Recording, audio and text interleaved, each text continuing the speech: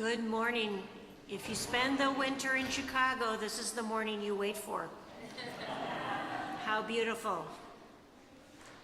I am Barbara Mesle, a worship assistant today. Whether this is your spiritual home or you are newly discovering this community, we're grateful to share this time together. We strive to be an inclusive and welcoming community, seeking truth in love and nurturing the human spirit for a world made whole. We are guided by our principles and values which remind us in every moment and through every challenge that each of us is worthy of love and that we are all connected through the vast and beautiful web of existence. We come together to remember our kinship with one another and to hold one another in heart and mind with tenderness and careful attention, and to dedicate ourselves more fully to living our shared values. People of all ages are a welcome and important part of our community. We are blessed to have the children with us in the sanctuary for the first half of every service, and the entire service is for all ages about once a month. The nest in the front is our designated area for families with young children, where we have quiet fidget toys and activities and kid-friendly order of service. Nursery care is available every Sunday in room 11 in the lower level, which you can access via the stairs at the back of the sanctuary. As a part of being a welcoming and inclusive community, we have some information on the screen which we've posted to help orient you to UCE and our service.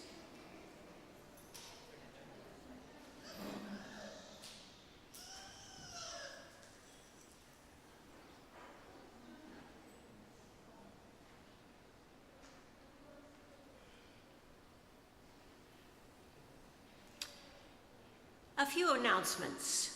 If you brought in items to decorate our joy table in April, you can pick them up at the candle tables by the sanctuary doors. Last Sunday, our pagan collective held a Beltane ritual and maypole dance. The maypole with the beautifully intertwined ribbons is on the south lawn for you to see as we welcome in the spring.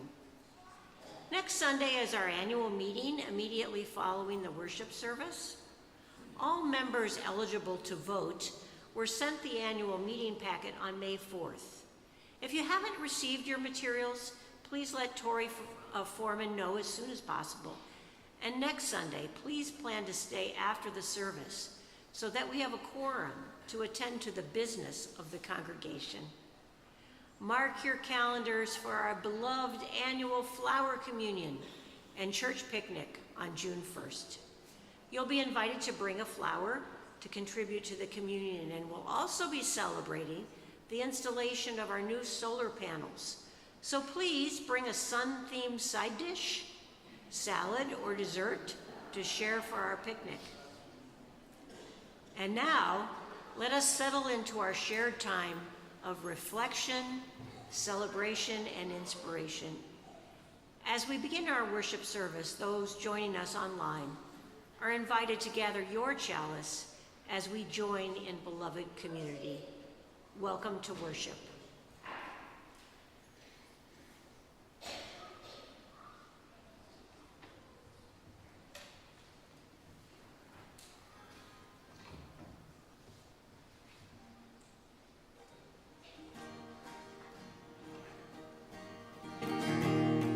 This looks familiar, vaguely familiar, almost unreal yet.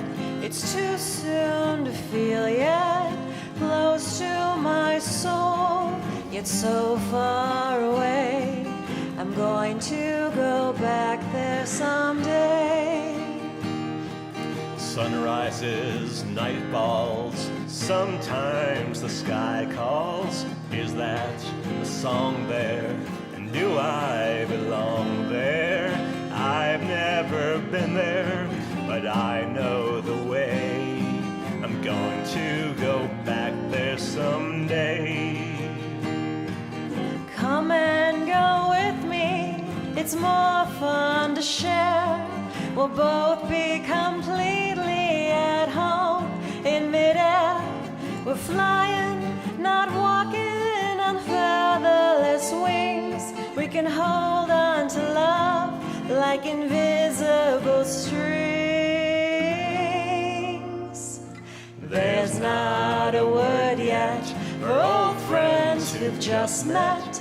Part heaven, part space, or have I found my place? You can just visit, but I plan to stay. I'm going to go back there someday. Come and go with me, it's more fun to share. We'll both be completely at home in midair. We're flying now, walking on featherless wings. We can hold on to love like invisible strings. There's not a word yet for old friends who've just met. Part heaven, part space, or have I found my place? You can just visit, but I plan to stay. I'm going to go back there someday. I'm going to go back there someday.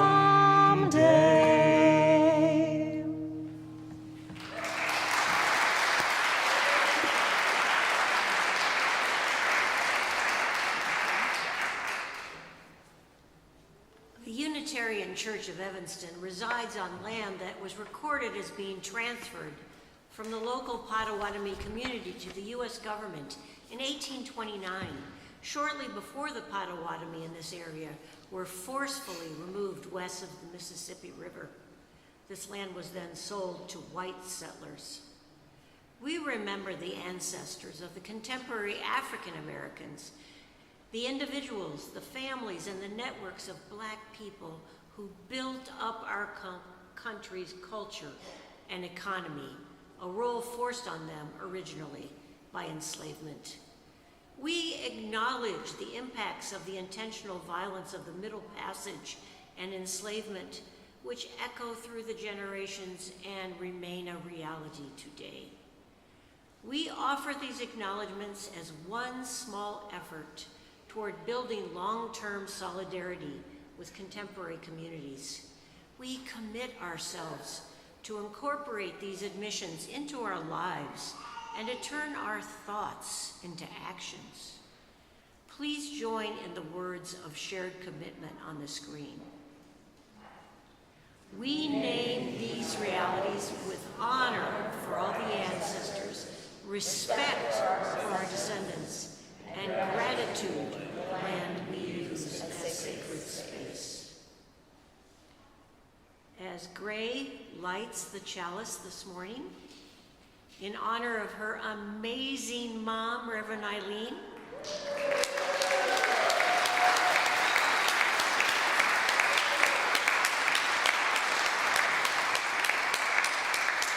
who the family generously shares with all of us. As we light our chalice, symbol of our living tradition, please join in saying the words on the screen by Reverend Michelle Collins. Here we are together, bearers of imagination, creators of new worlds. It is our imagination that lifts us beyond despair, that whispers what if and dares us to answer. Today we gather to renew that spark, to embrace the power to dream. Come, let us imagine boldly and worship together. Please rise in body or spirit and join in saying the words of our covenant. Love is the spirit of this church, and service is its law. This is our great covenant, to dwell together in peace, to seek the truth in love, and to help one another. Before we sing our opening hymn, I invite those joining us online to greet each other in the chat, and those gathered in the sanctuary to turn to one another briefly to say good morning trying to greet someone who is new to you.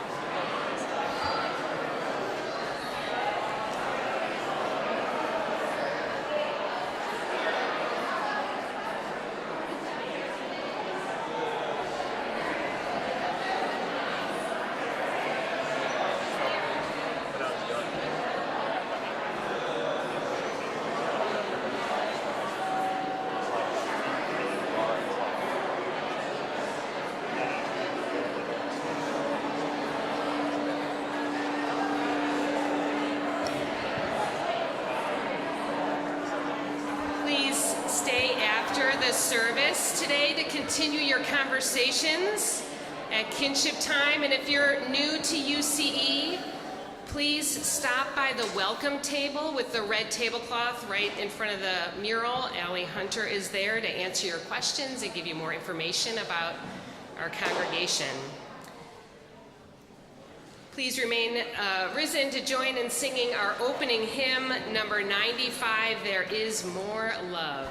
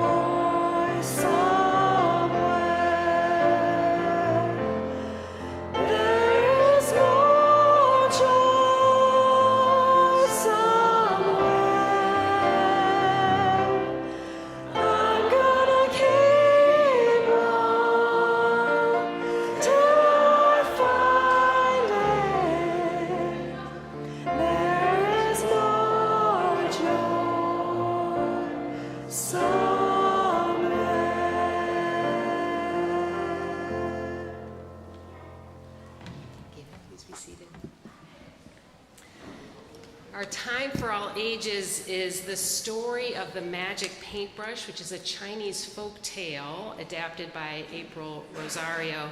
And I want to encourage any children or people who are young at heart, if you want to come a little closer and gather around the nest, you're welcome to. You don't have to, but you are certainly welcome to.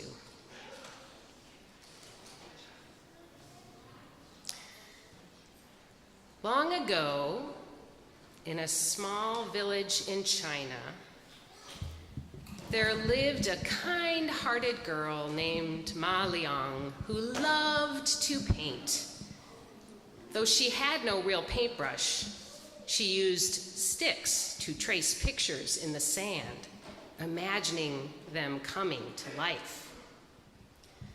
One night, she dreamed of an old man who gave her a magical paintbrush and whispered, "Use this only for those who are in need." When Ma Liang awoke, the paintbrush was beside her. Eager to test its power, she imagined and painted a bird. And it flew off the page. And you can imagine painting too if you've got a paintbrush that the old man is handing out. She imagined and painted a fish. And it leapt into the river, swimming away. Realizing her imagination was a gift, she got to work using the paintbrush to help those in need. She painted food for the hungry and tools for struggling farmers. She painted water for villages suffering from drought. But soon, word of the magic paintbrush reached a greedy emperor who demanded Ma Liang use it to make him gold and riches. When Ma Liang refused, the emperor threw her in prison and took the paintbrush as his own. The emperor drew, right. The emperor drew many pictures, but none seemed to come alive for him. Furious because the paintbrush was not working, he summoned Ma Liang.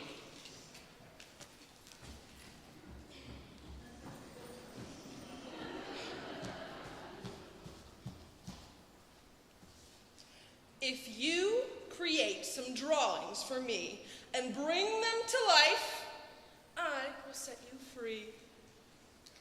Ma Liang did not want to serve such a horrible man, but her imagination gave her hope, and she devised a clever plan.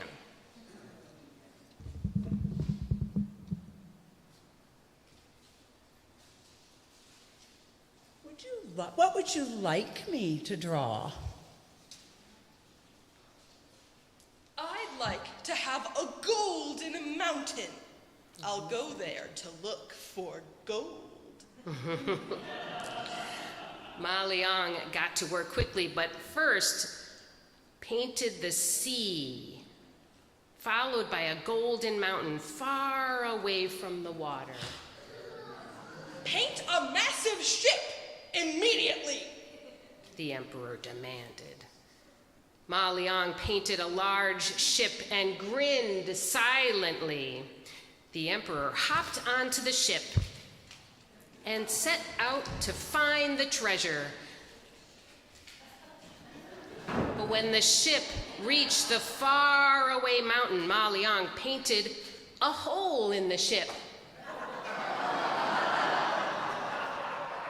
So the cruel emperor could never return, and the people would be free from him. Ma Liang, yes, it was good. Ma Liang returned to the village and lived a long and happy life.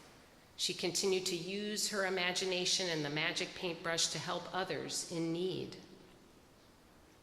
If you had a magic paintbrush, what would you create to help others? How can we use our imagination when we feel sad or scared? Let's all practice together using our imaginations to make the world a better place for everyone. The end.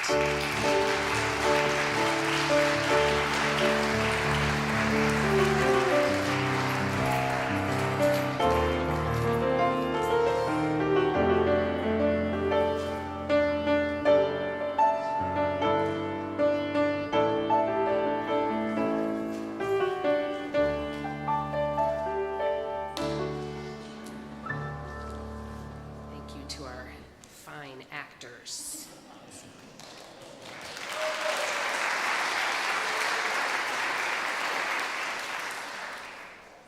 I invite us now to settle into our time of quiet reflection as we share the joys and sorrows of this beloved community. If you would like a joy or a sorrow that's on your heart spoken aloud, you can write it in this book, which is found right as you enter the sanctuary. You can send me or Reverend Susan an email, or you can fill out the form found on the home page of our website. We listen to these offerings with tenderness and care and respect for one another. And we try to quiet our minds and our bodies as best as we're able so that we can be present by taking in a deep breath together. Let's do that now. And let it go. Let's do it one more time.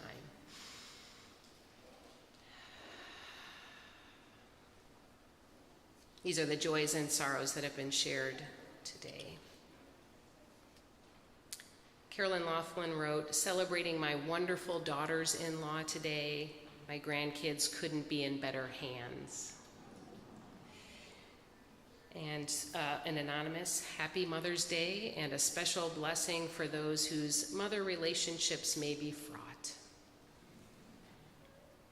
From Stephen Baxa, "Uplifting campus dining hospitality workers at Northwestern University employed by the Compass Group. They held informational picketing lines last Friday with great turnout at the Arch. It was amazing and emotional to see students, faculty, staff, and the working class at large walking in solidarity with picketing workers." Solidarity.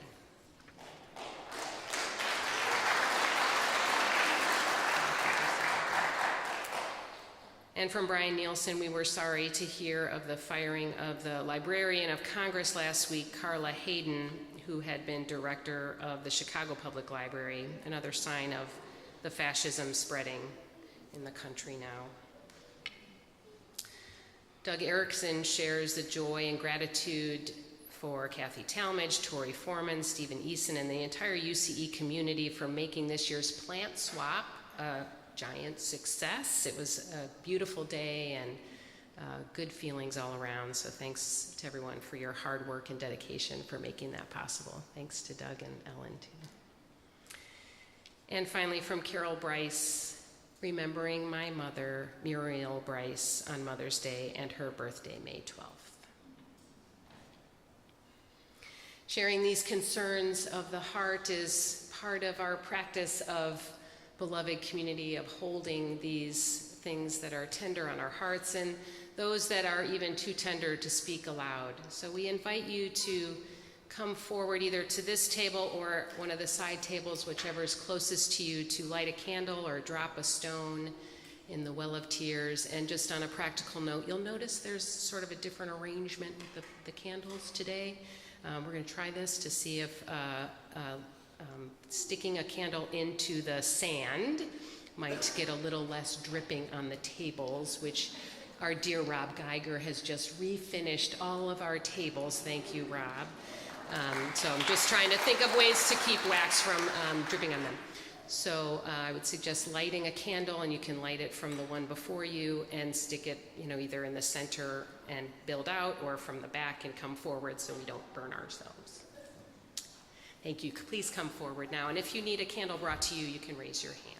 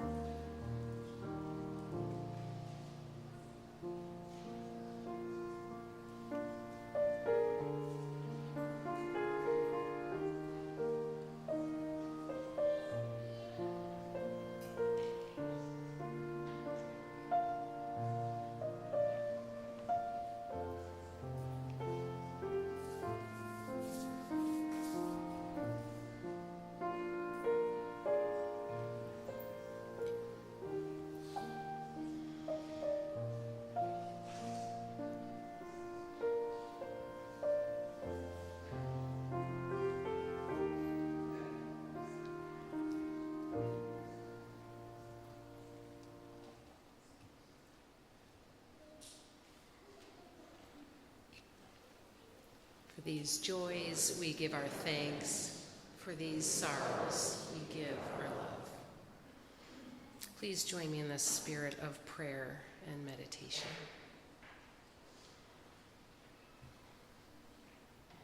Spirit of life, source of infinite and imaginative love, moving through us, among us, and beyond us.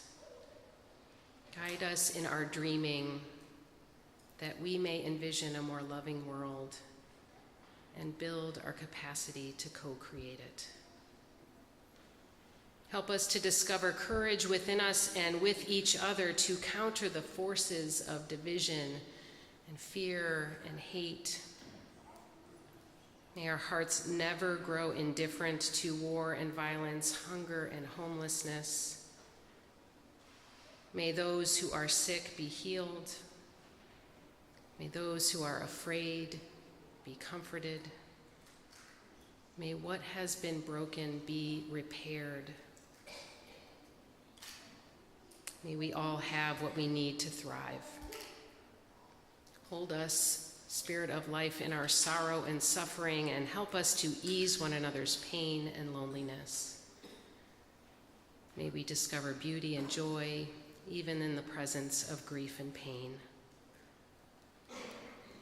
We offer our gratitude for the gift of being alive, the blessings of community, and the possibility of transformation. May all beings be well. May all beings be safe and free.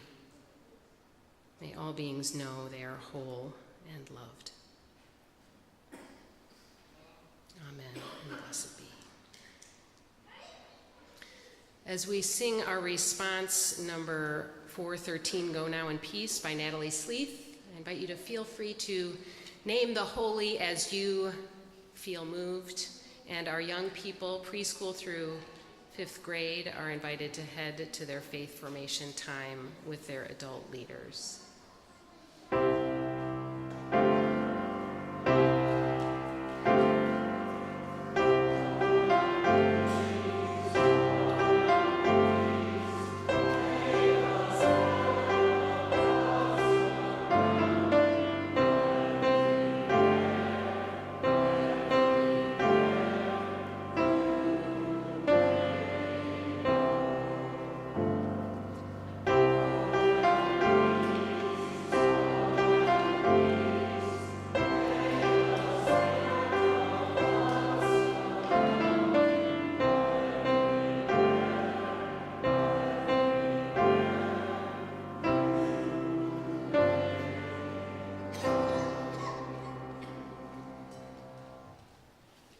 As we say in our covenant each Sunday, service is our law.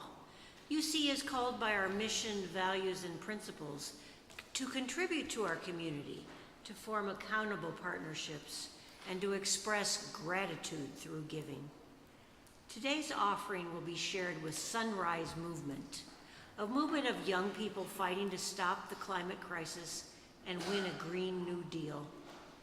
They believe everyone should have access to clear air and water, full pantries of food, affordable housing, free public transportation, good and meaningful jobs, vibrant community centers, and lives filled with joy. Seems reasonable, huh? They're building a movement to make that happen. You may text to give, mail in a check, put cash in the collection bowls, or give from our website.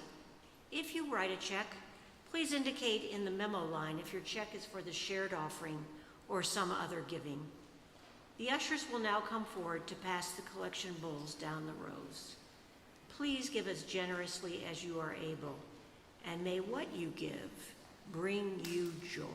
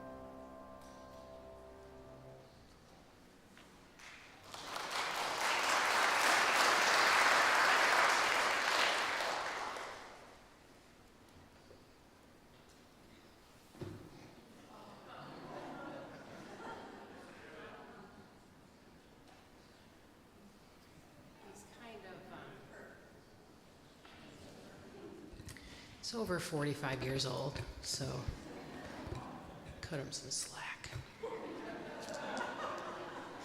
This is in memory of a coat by Matthew Soberman. 70 years ago, the world lost a coat. In March of 1955, Betty Henson nobly sacrificed her old blue-green coat so that her son Jim would have a puppet for his fledgling career. With the material from that coat plus a valiant ping-pong ball that would go unping-ponged, Henson was able to make Kermit. It would be the first step on Kermit's path to stardom, though to be fair, being created is usually the first step for anyone to do anything. Because of Betty's generosity, Jim was able to create an indelible character that entertains people to this very day. She gave him the opportunity to become successful. Isn't that one of the greatest gifts a parent can give their child? Betty Henson gave up an old coat that she wasn't using anymore so that Jim could make a puppet.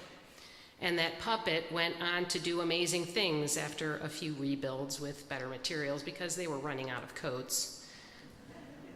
It's still pretty nice to know that an old family coat was made into Jim's most iconic character. And now it's in the Smithsonian with other famous outerwear such as Fonzie's leather jacket and Mr. Rogers' sweater. Betty got to see her son become an incredible success thanks to the old blue-green coat and the frog it inspired. Can you imagine the world without Kermit? No one would know how beautiful it is to be yourself, even when it's not that easy. No one would be looking to find the rainbow connection, and no one would know that frogs, bears, pigs, blue hook-nosed whatevers, chickens, gophers, rock musicians, dogs, boomerang fish throwers, Scandinavian gourmets, king prawns, and yellow creatures that are really good at whistling can come together and make something wonderful. 70 years ago, the world lost a coat, and we're all the richer for it.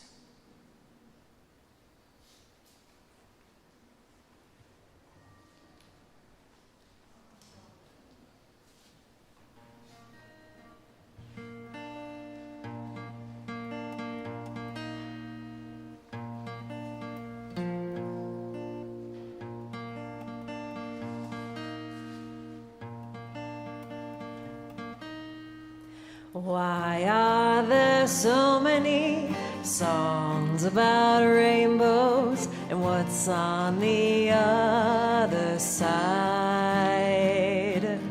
Rainbows are visions, but only illusions, and rainbows have nothing to hide. So we've been told, and some choose to believe it. I know they're wrong, wait and see. Someday we'll find it, the rainbow connection, the lovers, the dreamers, and me.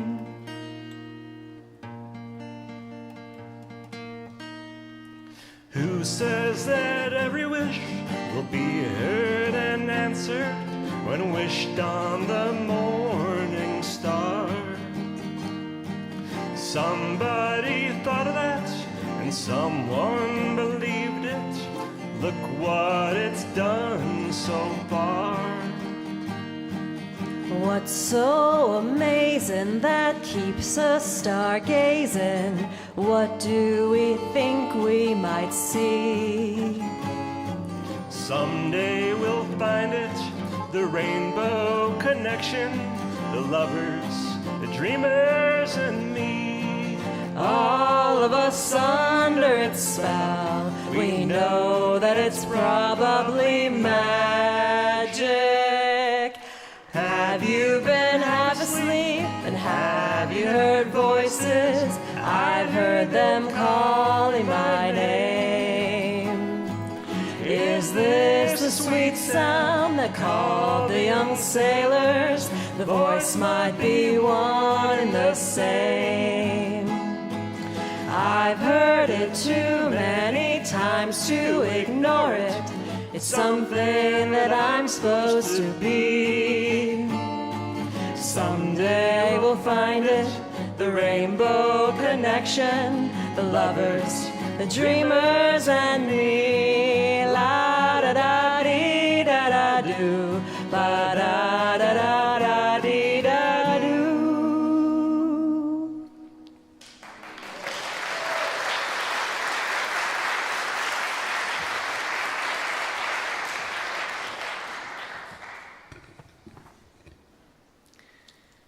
I've heard it too many times to ignore it.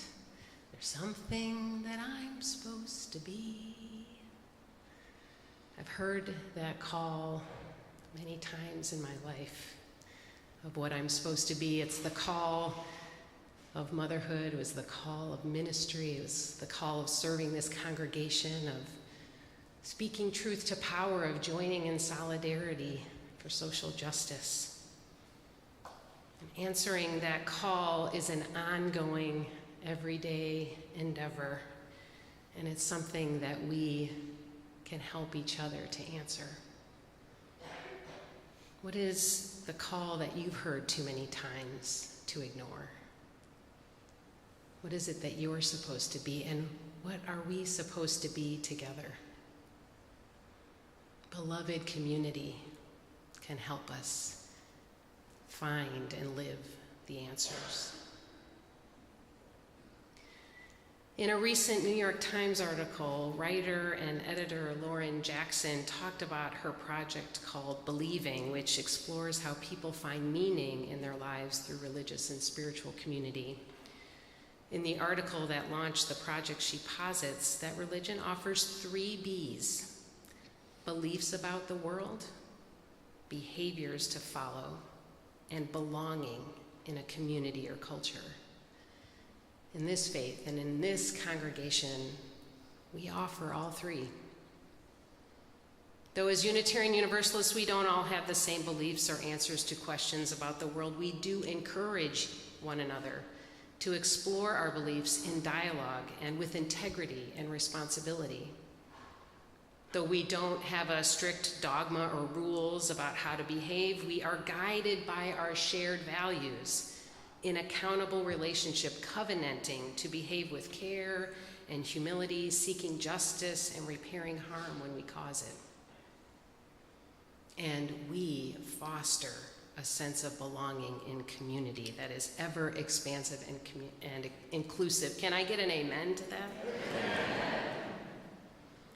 Love is the spirit of this church, and love is the central value of our faith. In June 2024, at our association's General Assembly, Unitarian Universalists as a collective approved new language which articulates the purpose and values of our religious movement.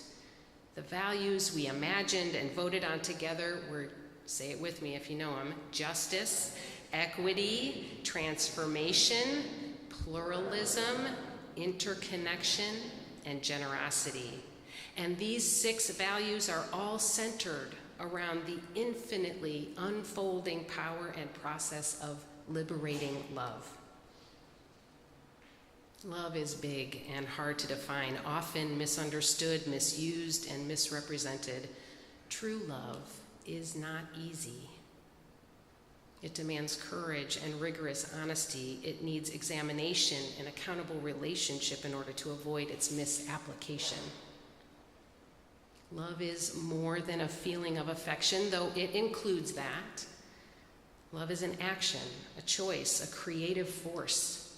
Love is a process that we are all a part of, and love is our birthright.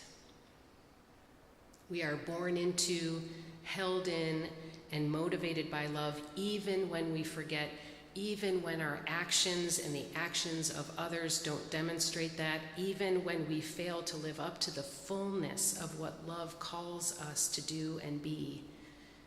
Even when other people and systems fail to love us.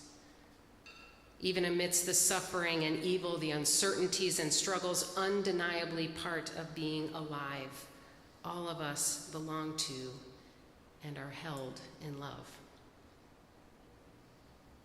In his essay, Love is the Heart of This Church, Harvard theologian Dan McCannon talks about a love that is the fabric of reality.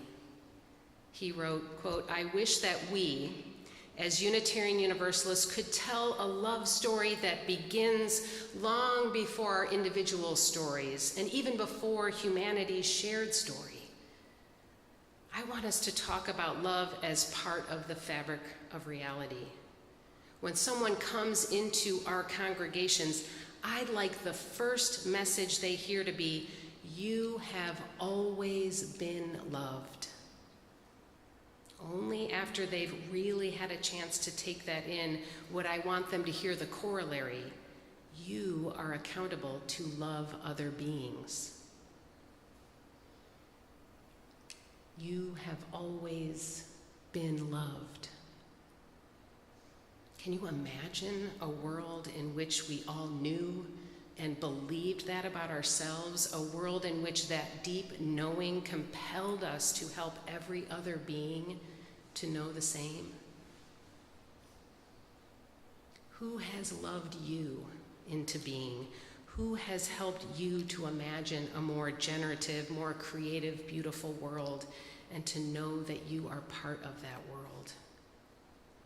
Regardless of your relationship with your family of origin, who has recognized and helped you glimpse that greater, expansive, transcending love within yourself? Mr. Rogers, when accepting an Emmy, asked the audience to take 10 seconds to think about that person or people, and I want to invite you to do the same.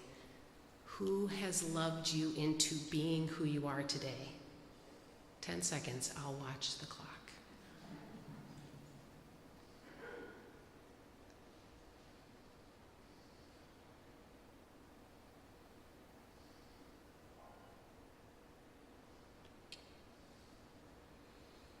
And now, as Mr. Rogers would say, imagine how delighted those people would be to know you've just thought of them.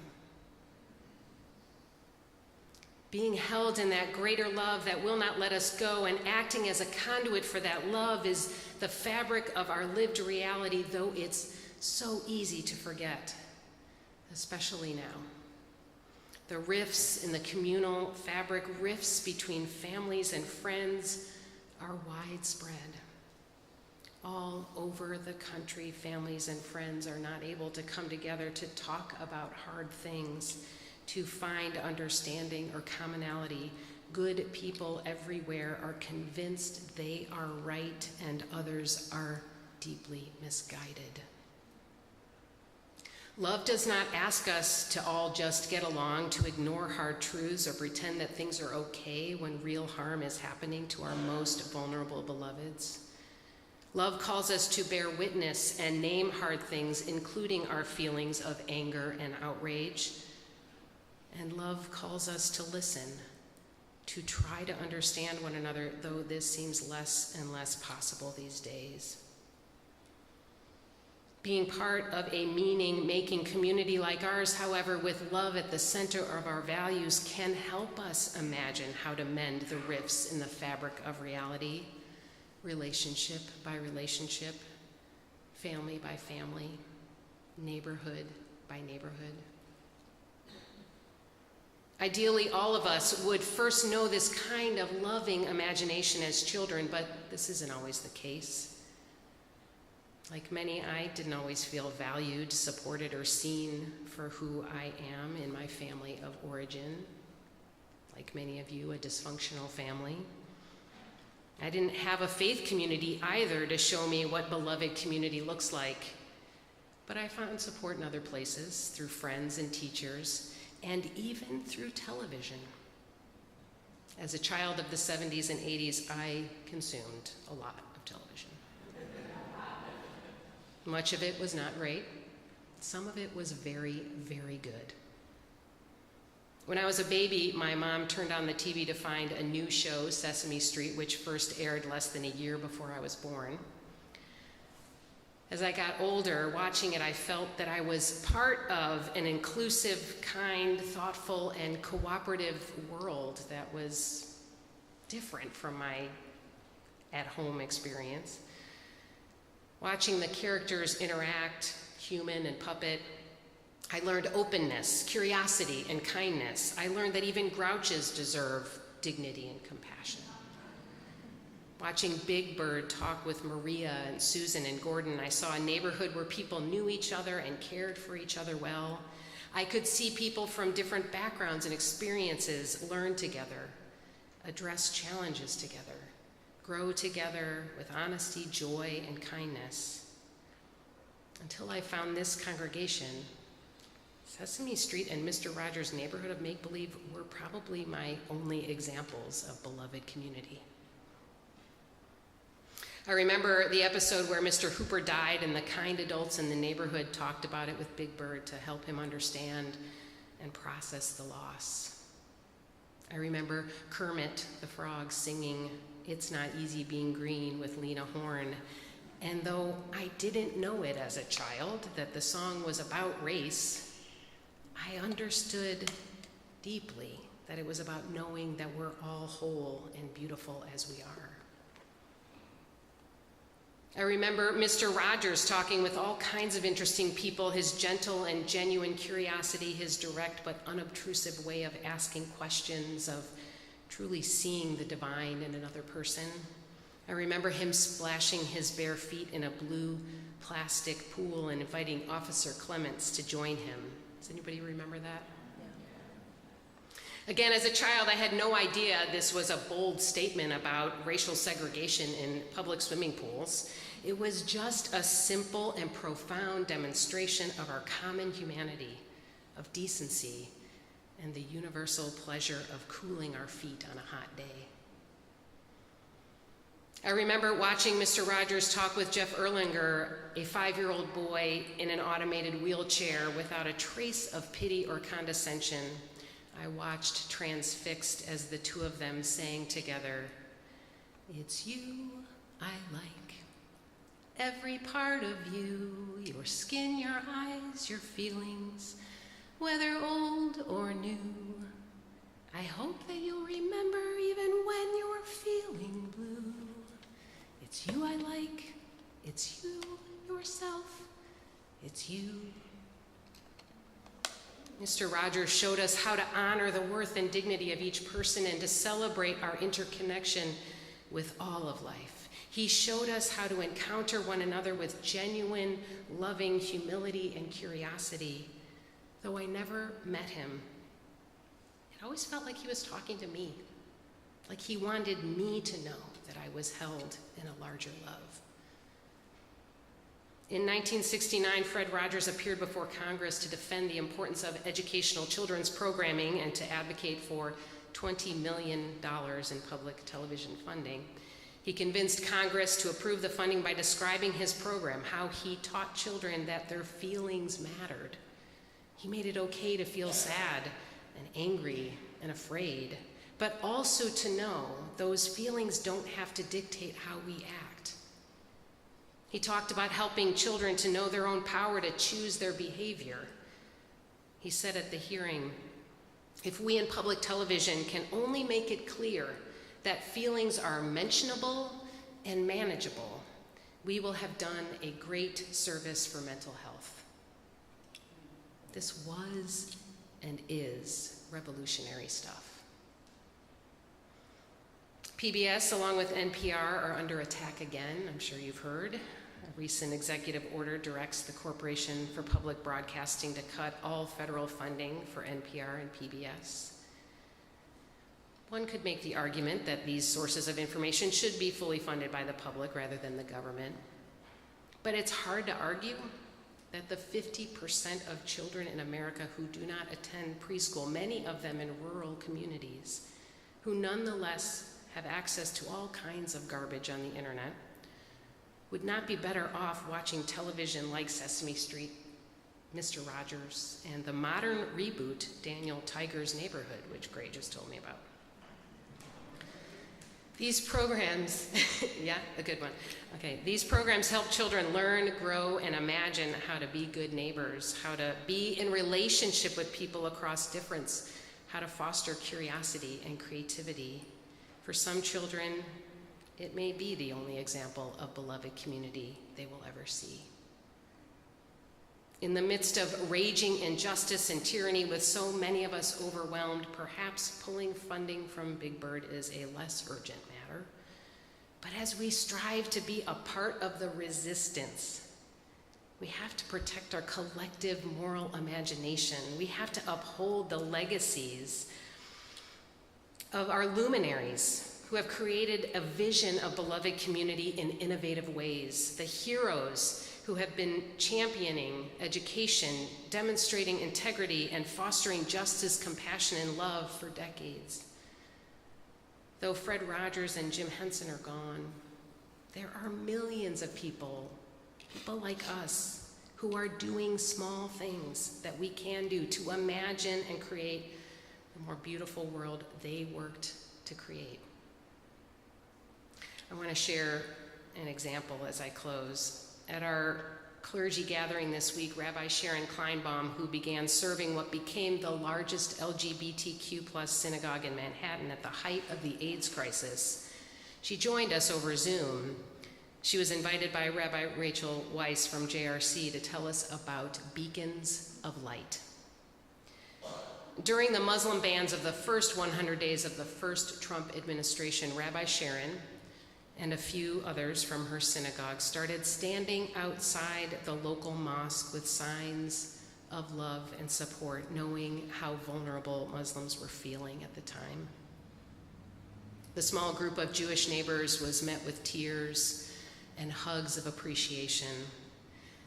This became a weekly vigil that grew until when the mass shooting at the Tree of Life Synagogue in Pittsburgh occurred, their Muslim neighbors came to them to stand in front of their synagogue in a show of support. This simple but profound act of mutual solidarity has transformed into its current iteration an accessible on-ramp to resistance that almost anyone can take part in. Every week, on Thursday evenings, they ask folks to stand outside for 30 minutes, wherever they are, holding signs of love and solidarity. That's it. They stand in front of their house, designated street corner, subway stop. Sometimes 3 people, sometimes it's 100. They connect through WhatsApp with dozens of groups in neighborhoods in New York and across the country. And there's a Zoom call on Mondays, open to all, to debrief the prior week's vigil and plan for the next. They offer clever sign ideas, always positive, always expressing hope for what the world might be, always bringing light into the darkness. For those who don't feel safe standing outside, people who are undocumented, for instance, it means everything to see their neighbors out there with their messages of love. We, the interfaith clergy of Evanston, who listened to this story, all felt inspired by this simple and easy invitation to join in the resistance and creatively imagine the possibilities of love in community. We all agreed to be the next emergence of this beacon of light effort. So you're hearing it here first. Starting June 5th from 7 to 7:30 p.m., we invite all of our congregations, tell your friends, to come together at one of 3 locations, right here at Dempster and Ridge, or Chicago and Maine, or Central and Central Park. Bring a colorful sign with a positive message. Bring your guitar or ukulele or your voice and sing. We will do this together. We will do this every week for 3 months at least.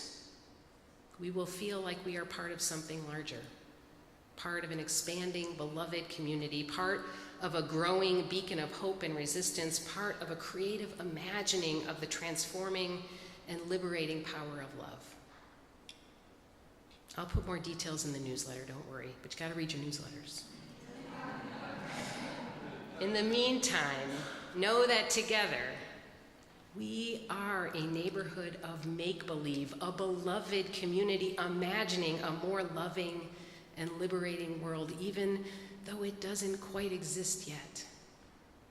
By simply showing up in this beloved community in whatever ways that you are able to show up, you are helping to offer your unique contribution to the creative imagination of a larger love we all belong to. Together, beloveds, may we nurture one another's moral imagination to embrace the limitless capacity of love to transform fear and hate into mutual flourishing. By imagining it and working to create it, someday we may find it, the rainbow connection, the lovers, the dreamers, and we. Amen. Blessed be.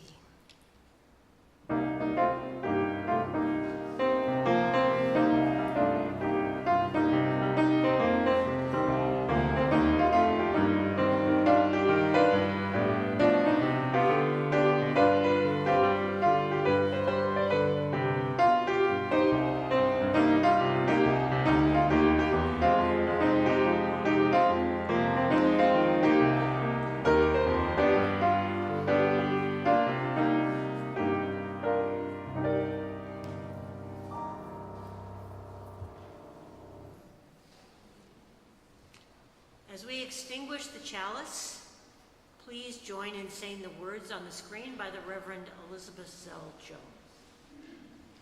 We extinguish this flame, but not the light of the truth, the warmth of community, or the fire of commitment. These we carry in our hearts until we are together again. Please rise in body or spirit and join in singing our closing hymn 289.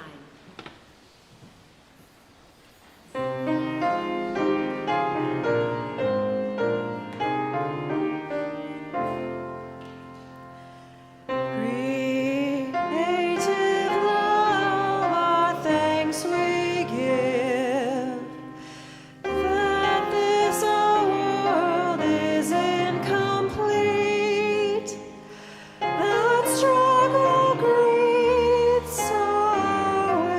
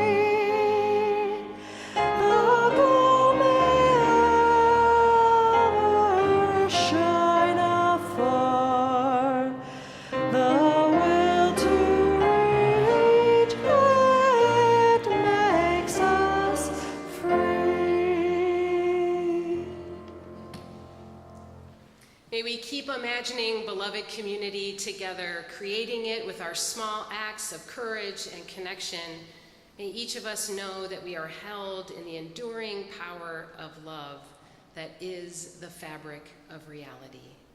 Amen and blessed be. Let us go making peace, beloveds.